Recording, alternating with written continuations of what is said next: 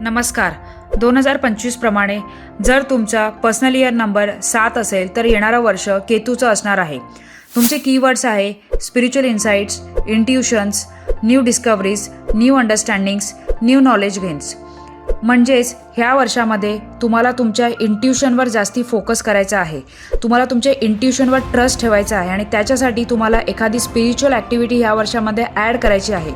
Precautions: over analysing, over thinking, excessive डाऊटपासून स्वतःला लांब ठेवायचा प्रयत्न करायचा आहे. मुलांक: नंबर 2च्या सिरीजच्या बर्थडेटसाठी हे वर्ष न्यूट्रल असणार आहे.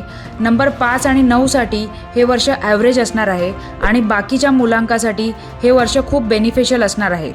रेमेडीज: क्लिअर कॉर्ड्स, 7 चक्रा, अझुराईट आणि ब्ल्यू कायनाईटचे क्रिस्टलचे ब्रेसलेट्स तुम्ही यूज करू शकता. त्याच्यामुळे तुम्हाला तुमच्या विचारांमध्ये खूप क्लॅरिटी मिळेल. मॅक्झिमम ऑपॉर्च्युनिटीज तुम्ही एनकॅश करू शकाल. ह्याप्रमाणे तुम्ही येणाऱ्या वर्षाचं प्लॅनिंग करून बघा. तुम्हाला त्याचा नक्की फायदा होईल. धन्यवाद.